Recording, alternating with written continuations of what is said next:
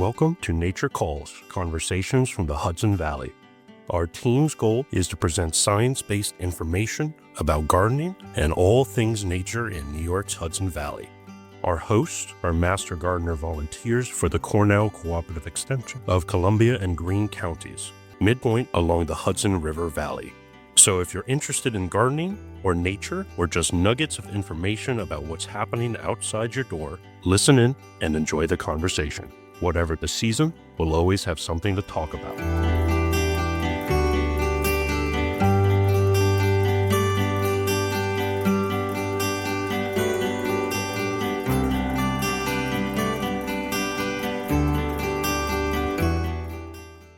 Hi, I'm Tim Kennelty. And I'm Jean Thomas, and welcome to Nature Calls, Conversations from the Hudson Valley. Our guest today is Eli Joseph-Hunter.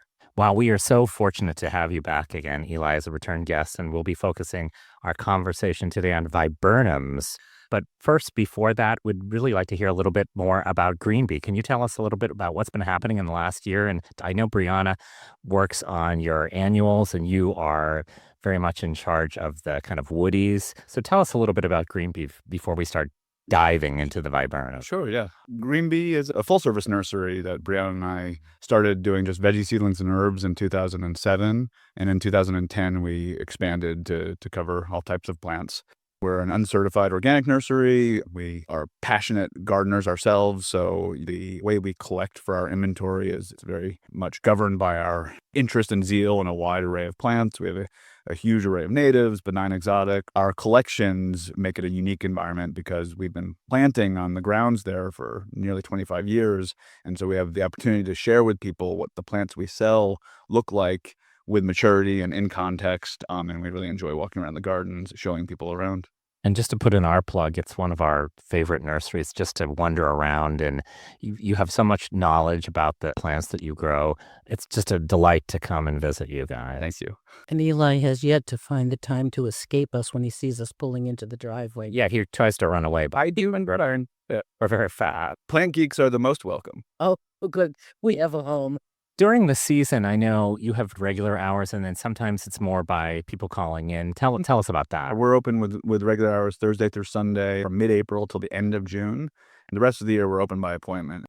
Okay, well, let's get down to business.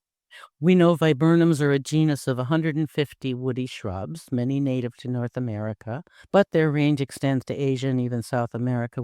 Many have attractive foliage, flowers, and fruit, and some are very fragrant. Many of us only have so much room in our garden, so why viburnums? Do you have favorites? I think that because there's such a wide array of options, each individual garden can dictate what the best choices might be. Michael Durer has a quote which I refer to very frequently because it really aligns with my beliefs. He says that garden without a viburnum is akin to life without music or art.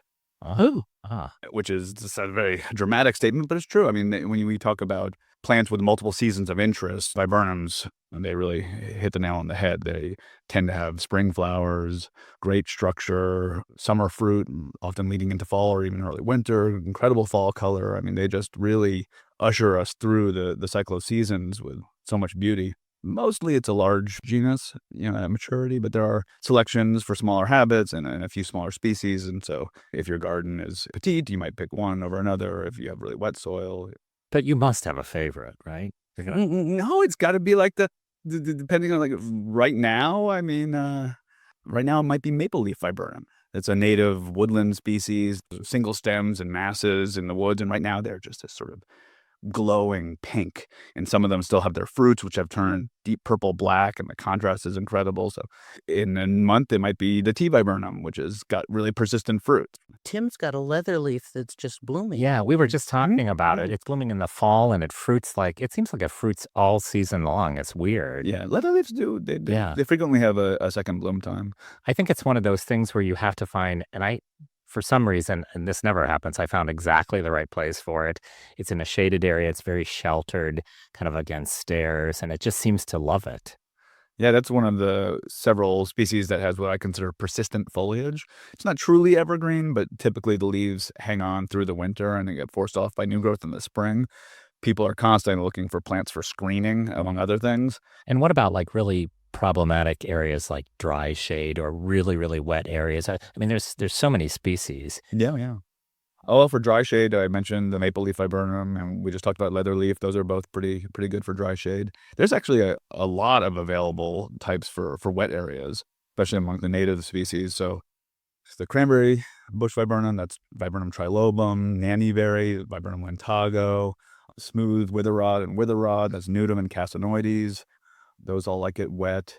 They're all mostly natives. Those are all natives that I just mentioned. Okay, so that brings me to my question is, I like birds, and viburnums and birds kind of go together. They do. The cranberry bush, the ones you gave us, are all actually really good bird choices. They are, yeah. And again, I'm not an expert on the fauna side of all of this. Some viburnum species, the birds pick off like just as they're ripening, and some, it seems that the plants have to really mature. The fruits have to mature on the plants, even maybe start to break down or ferment a bit before the birds get them. And so I don't have the knowledge of which bird aligns with which fruit, besides some anecdotal stuff. But I think that if you have the space to allow for multiple types, not only do you end up building a succession of fruiting display, but also you feed a wider array of birds. The birds do a little more with the berries than just eat them. Yes, Do some of them become like little seedling factories? yeah. So some, you definitely find viburnum seedlings. Arrowwood viburnum is one that you'll find like popping up all over the place. Before we started recording, we were talking about the complicated subject of native versus invasive versus benign exotic. Double file viburnums have long been a favorite of mine. They're really beautiful, but they're not indigenous, and they are one that we see spreading by seed pretty readily. There's some caution maybe to be used in introducing that into a landscape. It hasn't been put on an invasive list. We have to wonder if it has the potential. But then there's others that have been put on the invasive list. I mentioned tea viburnum, and I've in 20 years of growing them, I've never seen a seedling. So it might be, also depending on where you are and what the climate's doing, it's kind of a frightening moving target. And I assume that, like, if the New York Prisms wanted to put them on an invasive list, they would do some kind of more comprehensive study, right? Yeah, I would think so. I mean, obviously you don't want to be cavalier with something that has the potential for being out of balance with our ecosystem and then find out after the fact. At the same time, we mentioned the blackhaw viburnum, Viburnum prunifolium. Well, there's also the southern blackhaw, which is Viburnum rufigulum, which is a gorgeous plant. That's native to this country south of us, and as things kind of warm up a bit, it's really thriving in a wider range. And so I think adjusting to shifts broadly is a necessary thing to do, and it's complicated. It can be done thoughtfully, but it's something to be aware of. So tell us some of your favorite natives. We talked about arrowwood. Arrowwood is great, and it thrives in a bunch of different conditions, right? Oh yeah. So What are one of the salt tolerant ones? If you have a roadside planting that you need to do, I like this Viburnum dentata. cakey clay soil, and they've just formed colonies like crazy. They love it. Well, and don't they sort of travel in common with a lot of the dogwood? The gray dogwood and arrowwood I see together a lot. I do too. Yeah, absolutely. And they're both really big families. Plants grow in communities, right? So those are definitely, they share affinities and they like some cultures, so you will find them in the same places. Well, I mentioned like that list quickly of like wet tolerant species. Nudum and casanoides are really high on that list. I know those are a favorite of yours too. Yeah, can you talk about those? Because I'm a little confused always. I love them because the leaves are often multiple colors and the fruit are multiple colors at the same time. It's kind of psychedelic. Yeah. You think you've kind of dropped acid or something when you're looking at them. What's the difference between nudum and casanoides? And I know there's a cultivar too in there, right? There's several. Yeah, there's several cultivars. You're right to be confused. It's confusing. And some people will list casanoides as a subspecies of nudum. Some people put it as its own species. The common names are all over the map. You had mentioned possum haw to me, and I said, hey, what's possum haw? Hey. I didn't even realize it was nudum because I think of that as witherrod. Right. The arrowwood, possum haw, there's another one. There's a common name, wild raisin. There's like 4 species that people refer to as wild raisin. It's very helpful to keep it to the scientific nomenclature. So do you think if you go into kind of your local nursery and you ask for native viburnums, they would even know what you were talking about? I mean, for the most part, or is it viburnums are just kind of so ubiquitous in the nurseries that they would just say like, here is our viburnum section? Oh, I think a little of both. I mean, I wouldn't speak for all nurseries. I mean, obviously there's places that have real horticulturists behind the scenes that would have an interest in a really wide array and get granular with it. And there's some places that would probably like have 1 or 2 species and of the most conventional.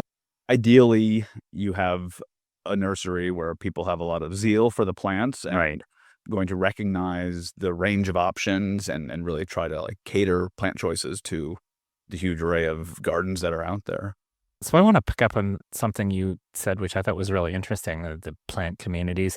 A lot of people want to grow shrub hedges, like a native shrub hedge, and viburnums would be native viburnums, and other shrubs would be good for a hedge, right? So if I came into you and said, I'd like to have this hedge with maybe 5 or 7 different species, but, have them kind of recurring and just make this beautiful hedge, but also a wildlife hedge. Tell us, besides arrowwood, what else would you plant? Or are we going to do I need to restrict myself to just a viburnum? Oh, no, I'm kind of gone beyond the subject. I do a lot of dynamic screens for people. I wish we had video.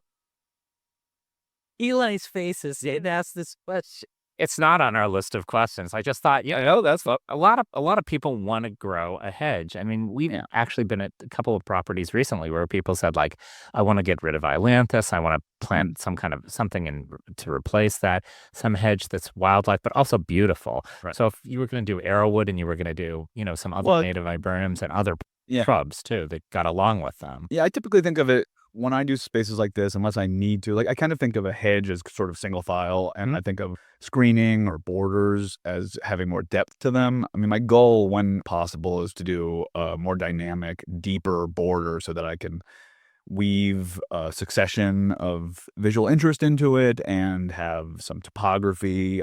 There's a lot of options, but to think of it like just off the cuff, I would be using viburnums are going to cover spring flowers. I would probably introduce clethra for summer flowers, especially if the soil is pretty decent. I might include some aronias, 9-bark. Oh, nice. Yeah. If it's shady, you're going to get some buttonbush in there. I mean, especially if we're speaking just native species, spice bush. There's a really huge array of indigenous shrubs that it's really going to be site specific. So if I go to someone's place and I see the culture that they want to do this screen in, that's going to inform which of all these different species. Some of those can take it dry, some of them can take it wet, some can take sun and shade, some are more specific. And if I came to you and asked that question, would you be thinking of what you see in nature in terms of what plants grow with what plants, or more ornamental, or both? You draw certainly from what you see in nature because that informs you a lot, but then you can make inferences to introduce things that you might observe one plant community with these 3 species and another with these 3 species, and in the Venn diagram 2 of them overlap and the other 2 don't, but you can kind of extrapolate that, these probably would all be okay. And I assume you're listening to your client who's maybe saying, I want something blooming at all times of the year. So I want pink flowers. Yeah. Right. We try to, we've talked about that in the past, the 20 questions. You want to gather as much information from someone to give them the best chances for success. So you want to know what the deer pressure is like, what the conditions are, what their aesthetic preferences are. And then you try to take all of the factors and distill them into this like kind of perfect, harmonious I want to hire Eli to come and plant a shrub border now. I love that. That's we're going to have to buy some more acreage. Yeah, totally. So you mentioned deer pressure. Are viburnums in general deer resistant or no? They're very right. Each herd has different preferences. So you have to talk to the deer after to find that. We try to encourage everyone to use organic odor repellents on any new planting because the deer like to try out new things and they can be really trained away from areas. Really?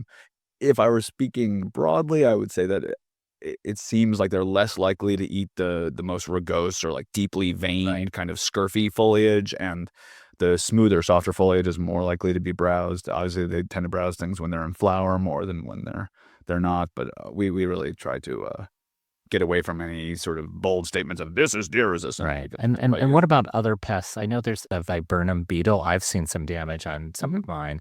And is that something that can do anything about, or are there particular species that are more prone to that? Yeah, ironically, it's sort of the same thing I said about the deer with the viburnum leaf beetle. They tend to go after the thinner tissued leaves. They are controllable. It seemed when I first had them in our own landscape, I was very worried, and once I got it on top of it, it hasn't. There's like a few plants that habitually get eaten a bit, but it's nothing catastrophic for us.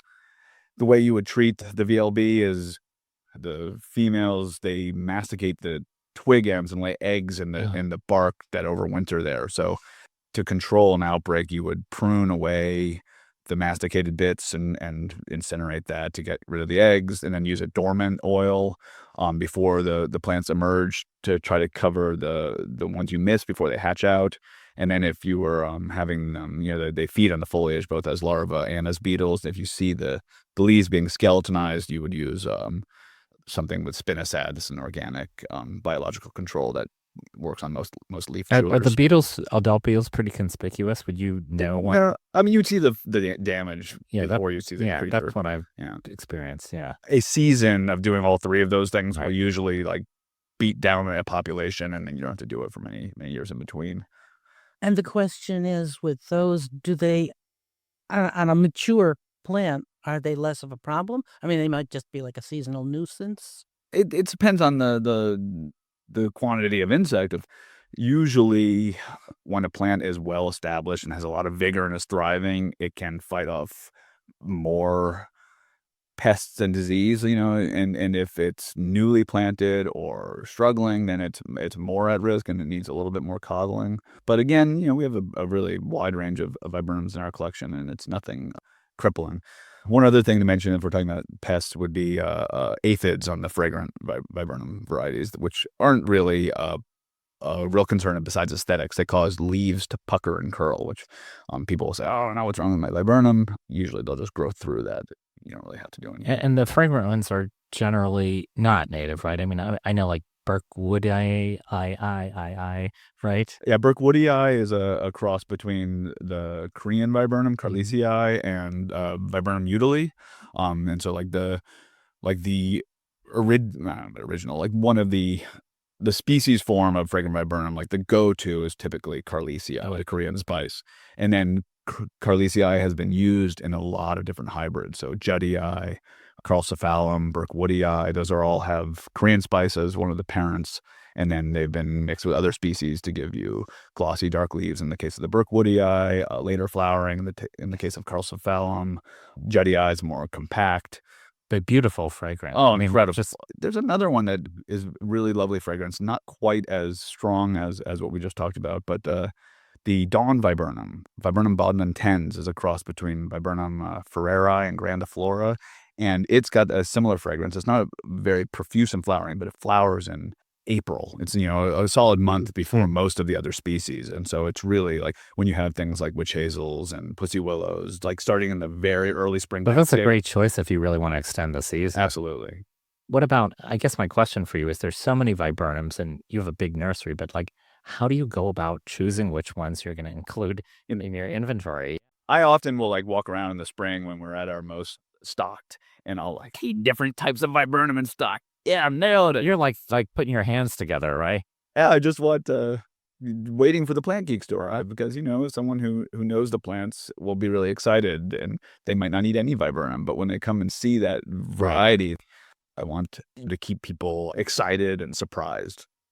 And are there new species or cultivars coming out? I mean, you as a nursery owner must know and see those, and how do you even choose those? There's certain groups that they're pumping new cultivars out all the time. I feel like there's a lot of research and breeding happening, and I don't see quite as much of that in viburnums. And if it is there, I'm personally not as into it. I'm really more into the species forms, generally speaking.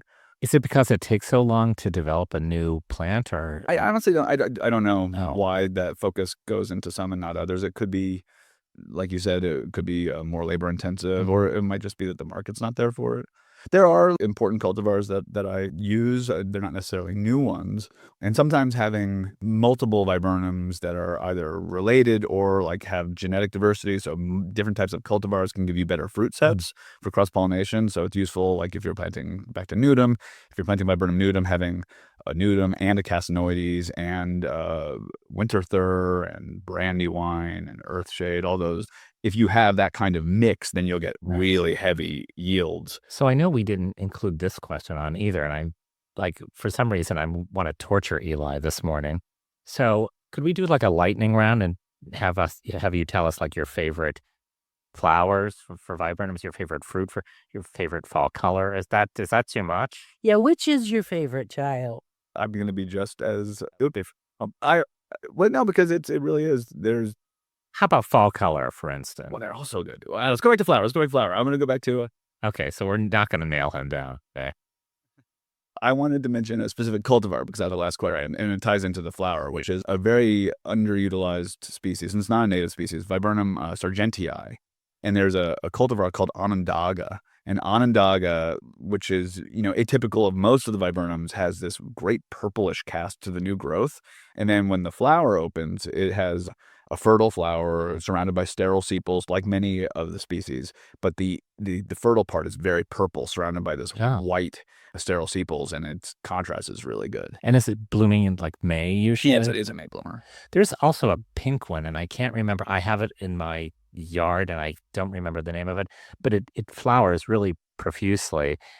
It's a cultivar too. Most of them are white. The fragrant ones are pink and bud and open white. There are pink plicatums, Plicatum tomentosums. So Molly Schroeder and Mary Milton. That's it, Mary Milton. Yeah. And it is a beautiful plant, but we then start to weave back into like, do we plant them still, or do we watch out?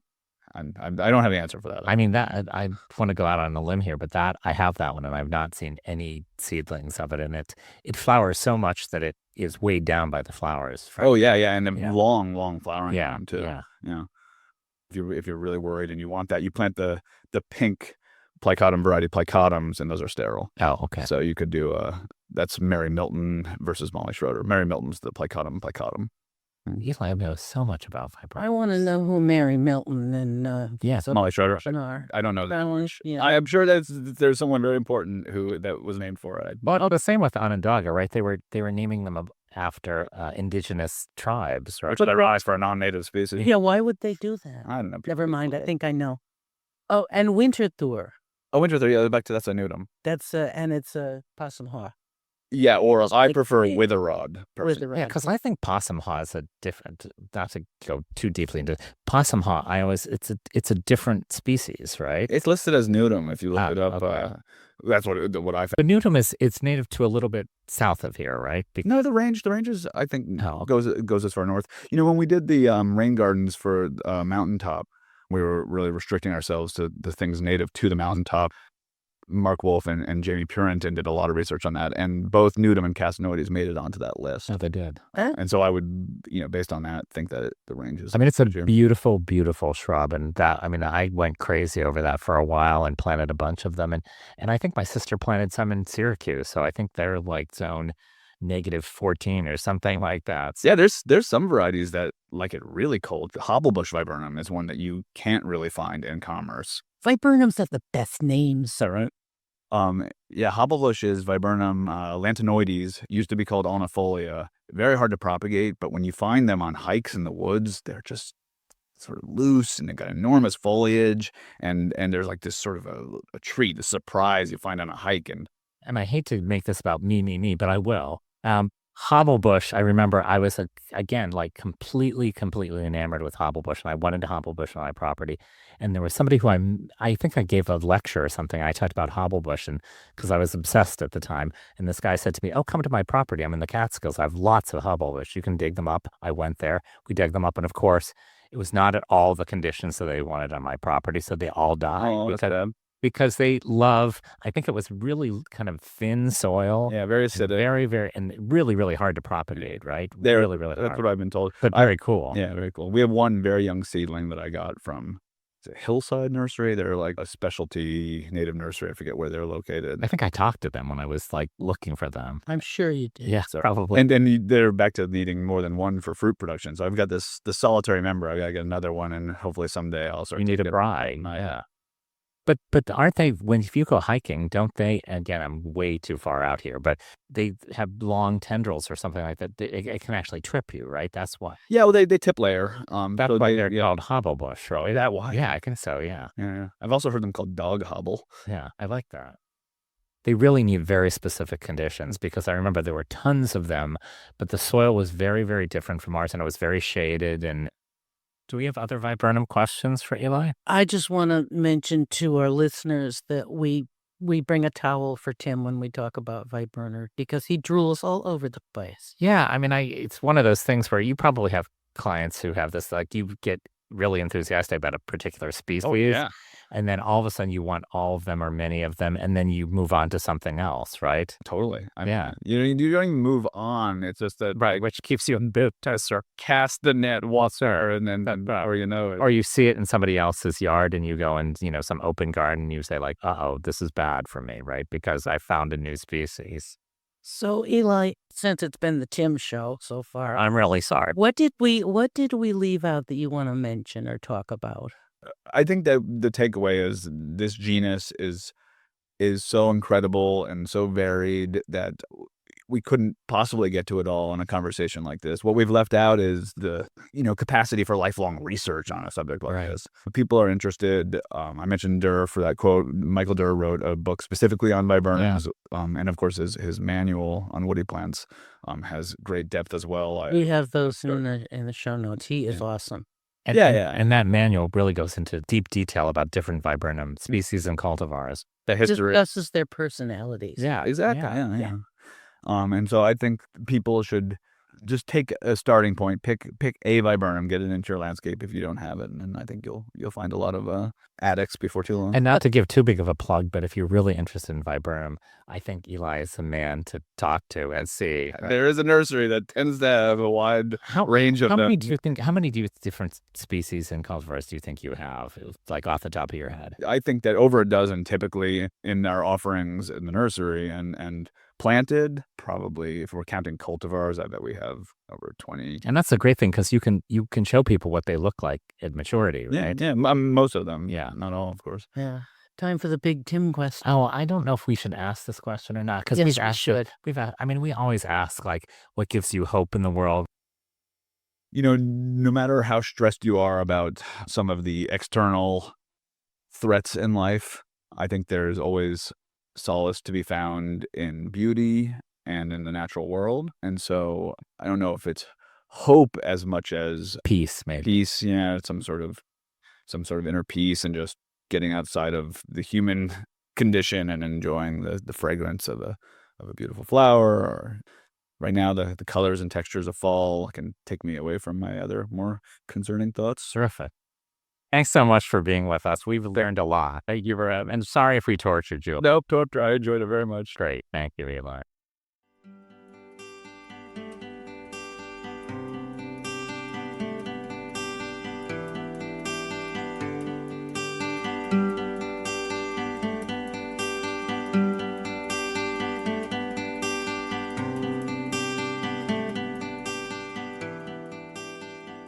That concludes another episode of Nature Calls, Conversations from the Hudson Valley. We would like to thank Xander Powers and Devin Connolly from the Cornell Cooperative Extension of Columbia and Greene Counties for production support. And a special thanks to our listeners for joining us on this episode of Nature Calls, Conversations from the Hudson Valley. You can find links to any of the topics mentioned in this episode at our website at ccecolumbiagreen.org.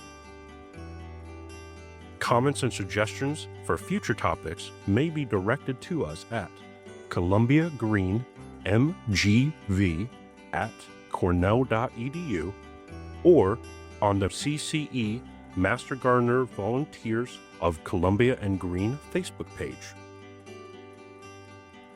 For more information about CCE of Columbia and Greene, visit our website or visit in person during business hours at our campuses in Hudson or Acre. Cornell Cooperative Extension provides equal programming and educational opportunities.